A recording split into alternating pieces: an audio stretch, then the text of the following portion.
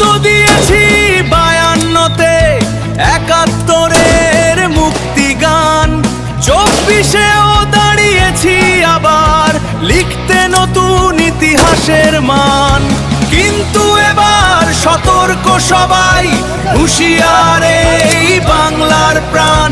রক্ত আর নয়, এবার প্রতিরোধ, জাগবে নতুন সম্মানের গান।